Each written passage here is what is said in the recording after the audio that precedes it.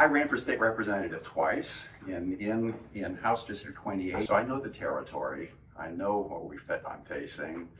Question that keeps arising, of course, why aren't we winning as a Democratic Party in Senate District 11 in Johnson County and in Kansas? We know we've done a lot of things right. We know there's some things wrong. We know who we're fighting and we know their dirty tricks.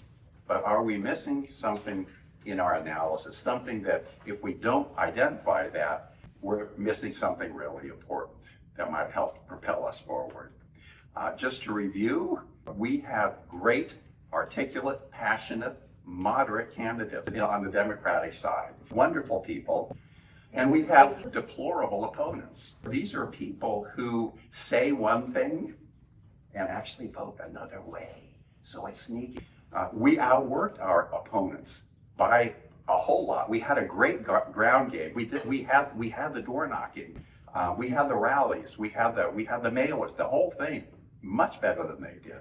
We made some mistakes. We were outflanked in the end by streaming media that saturated the media that we were blindsided by and so forth. That happens.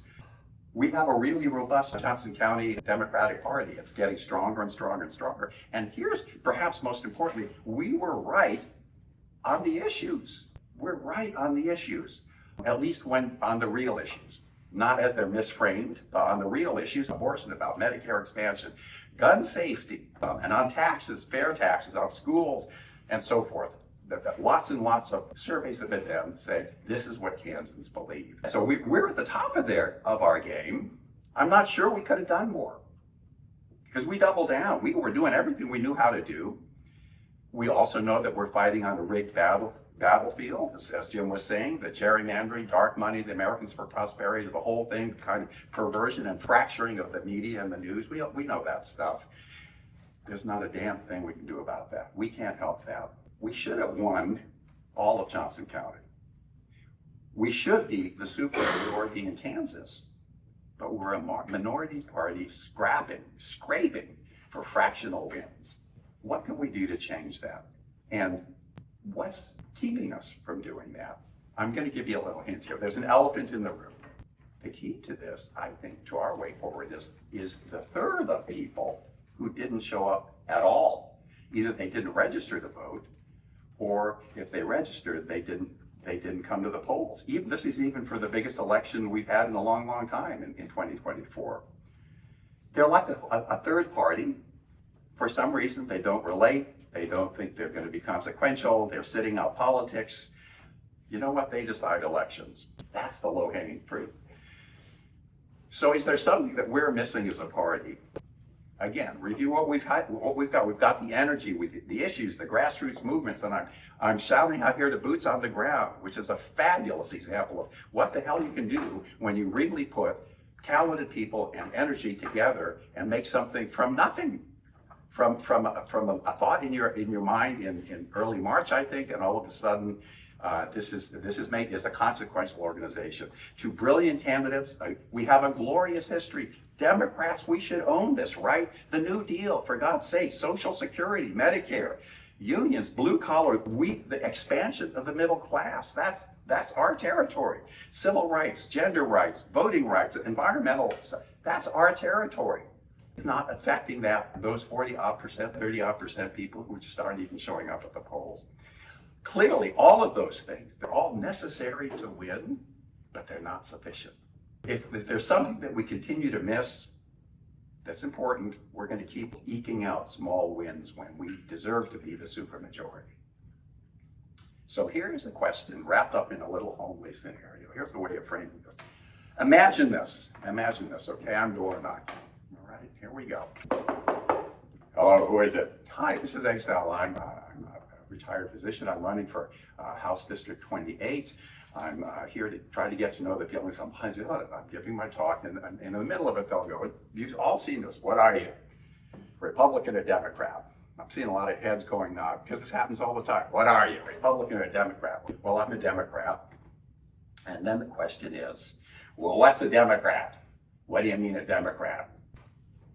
So here's where things go wonky.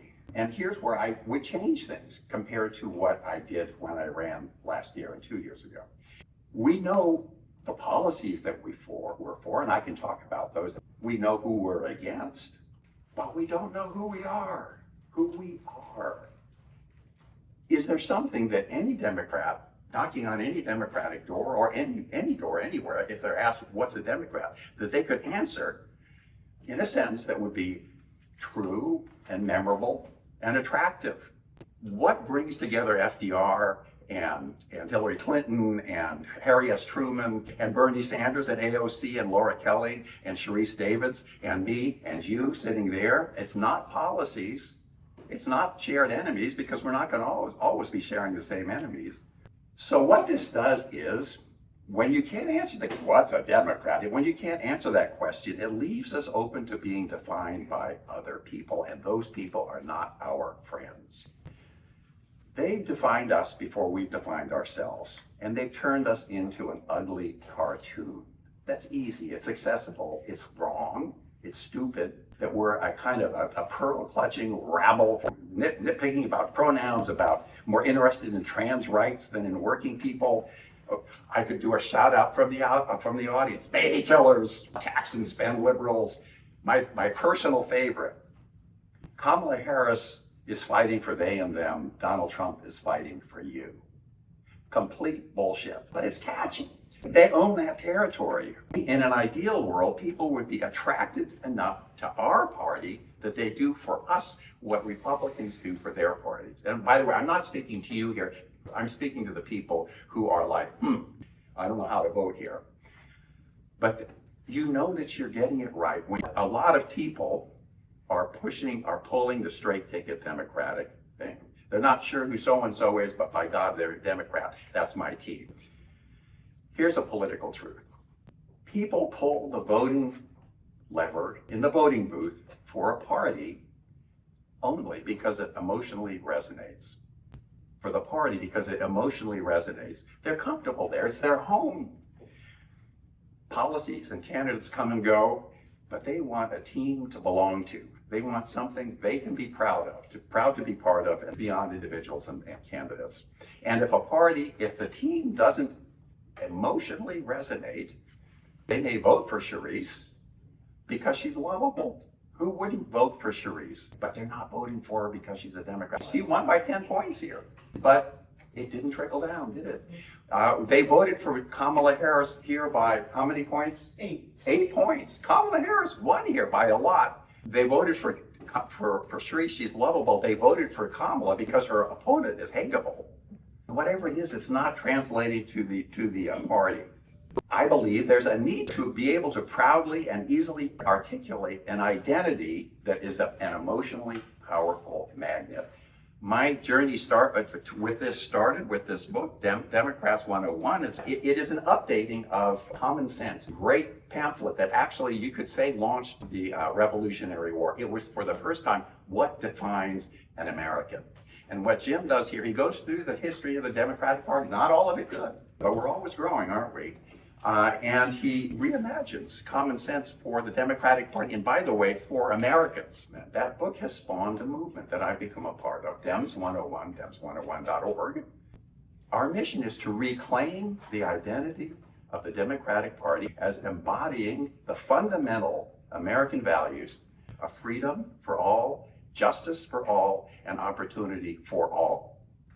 Those are words the other side couldn't say. They're going to balk at the for all part, right? We own that territory. And that's enshrined, by the way, in our Bill of Rights, in our Declaration of Independence, in our Constitution. Freedom and justice and opportunity, these are ours. It's been hiding in plain sight, but we haven't accessed that adequately. I think of it as like Dorothy with her ruby slippers. She could go home anytime she wanted. Click, click, click, and Dorothy goes home to Kansas. Click, click, click, freedom, justice, opportunity. We win in Kansas. If we can articulate that and bind together all of these talents that we have, there is an expansion of this called the Democratic Creed, and I want to see if this resonates. We believe all people are created equal, that this is America's fundamental ideal. We believe that America is a democracy, by and for the people, ruled by the Constitution and its interpretations, protected by the Bill of Rights, inspired by the Declaration of Independence. We believe these founding documents demand freedom, justice, and opportunity for all Americans in full and equal measure, regardless of who you are, what you believe, where you live. We believe that the duty of government is to strive endlessly to make the ideals of freedom, justice, and opportunity a reality for all. We believe that the purpose of government is to protect our nation, defend our democracy, and to endlessly promote the welfare of each and every one of us. Finally, we believe that fighting for these ideals is our purpose as a political party. Nothing controversial there. I don't think the other side couldn't say this, could they? They couldn't sign off, at least not without lying. Do you agree with these values? These values that put us on a team that we could be really proud of. Our shared identity is the glue, the missing glue. The shared articulated identity is the missing glue to help move us forward beyond just working harder at what we're doing now. This creed, by the way, has been adopted into county parties in 95 counties in 17 states, most of them in the Midwest. And most of them are rural, by the way. This really resonates with rural people. So here's a call to action. Go ahead, and I've got some information if you'd like. Just go to the website. There's no hands out for money. We're not competing with anybody. Our job is to float the boat, help float the boat for everybody. The glue that makes us all together working stronger than without that glue. To wrap up here, a new way of doing this. Hello, what are you, Democrat or Republican? Well, I'm a Democrat. What's a Democrat? Well, Democrats are people who believe in the values of freedom for all, justice for all, and opportunity for all. Are these values that you and I share? What an interesting question. Let's talk about how these values might apply to the things you're concerned about.